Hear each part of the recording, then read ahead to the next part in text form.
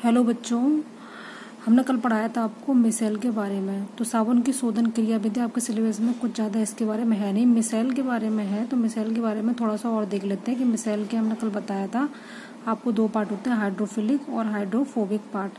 Hydrophilic part जो होता है वो पोलर पार्ट होता है, हाइड्रोफोबिक पार्ट जो होता है वो नॉन पोलर पार्ट होता है। इस तरीके से मिसेल की फॉर्मेशन होती है कि हाइड्रोफोबिक पार्ट जो होता है सतह पर आके लेते हैं और जो टेल होती है वो आपकी दूर रहती है। तो पोलर पार्ट जो होता है वाटर से अननोन क्रिया कर सकते हैं, ठीक है। स्टेरेट आयन जो होते हैं, जल विरोधी भाग जो होता है वो दूर रहता है, मतलब टेल दूर रहती है और सरफेस पे आके इसके जो हेड होता है आपका आयनिक हेड होता है वो आके मिसेल की फॉर्मेशन करते हैं। अब आपका अगला टॉपिक है बेटा कोलाइडों का निर्माण। कोलाइडों हम किस तरीके से कोलाइड्स बना सकते हैं, इसकी कई सारी विधियां हैं।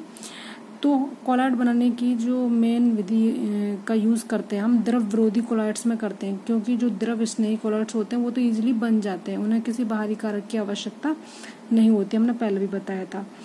तो इसलिए हम जो इसमें जो विधियां पढ़ते हैं वो द्रव विरोधी कोलाइड्स के लिए पढ़ते हैं। तो इन विधियों में क्या होता है, कोलाइड्स बनाने के लिए हम उनका जो कणों का आकार होता है 1 से 1000 यानी 1 से 1000 नैनोमीटर के बीच में हमें लाना होता है। इसमें सबसे पहली विधि होती है परिक्षेपण विधियां, इसमें परिक्षेपण विधियां पढ़ेंगे और संघनन विधियां।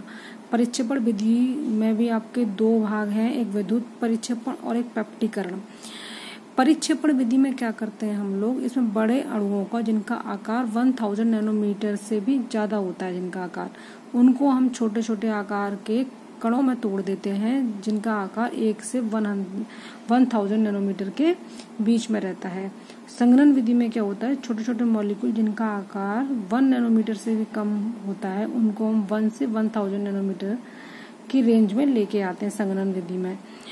तो अब जो परिक्षेपण विधि होती है हमने बताया था इसमें दो होते हैं, एक होती है विद्युत परिक्षेपण विधि, एक होती है पेप्टिकरण विधि।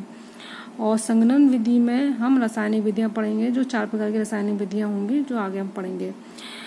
अब इसमें डेफिनेशन दे रखी है कि इस विधि में पदार्थ के बड़े कणों को छोटे कणों में यानी कोलाइडी आकार के में तोड़ दिया जाता है, जबकि संघनन विधि में इस विधि में छोटे आकार के कोलाइडी कणों को बदला जाता है, छोटे कणों को कोलाइडी कणों में बदल दिया जाता है। अब नंबर 1 से हम धीरे धीरे एक एक करके एक एक टॉपिक को समझते जाएंगे बच्चों। तो पहला है आपका नंबर 1 विधि आपकी वैद्युत परिक्षेपण विधि, जो कि ब्रैडिक आर्क विधि भी कहलाती है। इसमें हम मेनली धातुओं का हम कोलाइडी विलयन बनाते हैं। तो जिस धातु को कोलाइडी विलयन बनाना होता है उनके 2 इलेक्ट्रोड बनाते हैं। 2 इलेक्ट्रोड ले लिए बच्चों हमने इसमें, ठीक है, और इन्हें जल आदि परिक्षेपण माध्यम में डुबो दिया जाता है, जल आदि परिक्षेपण माध्यम में डुबो दिया जाता है। इस विधि में परिक्षेपण माध्यम में डूबे इलेक्ट्रोड के बीच एक आर्क को उत्पन्न किया जाता है। इस जो इलेक्ट्रोड हैं आपके उन दोनों को हम हाई वोल्टेज से कनेक्ट कर देते हैं, जिससे नेगेटिव जो सिरा होता है वो कैथोड और पॉजिटिव सिरा जो होता है वो एनोड की भांति कार्य करने लगता है।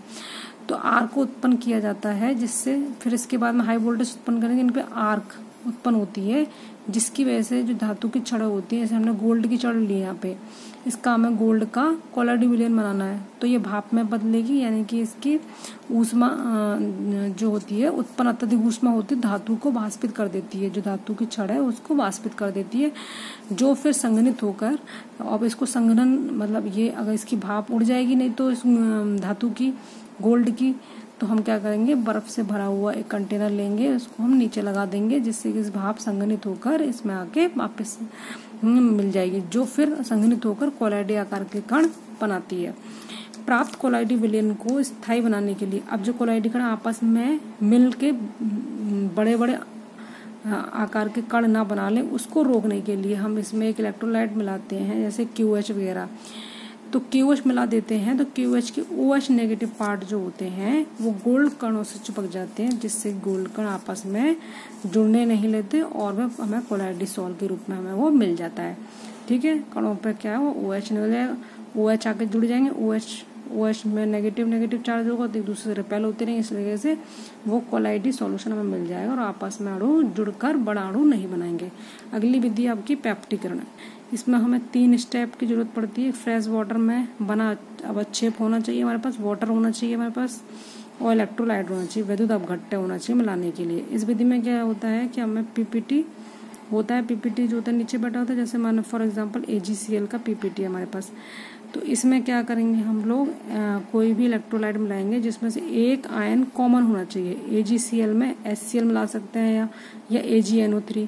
HCl मिलाएंगे तो Cl आयन कॉमन हो जाएगा, अगर AgNO3 मिलाएंगे तो Ag आयन कॉमन हो जाएगा।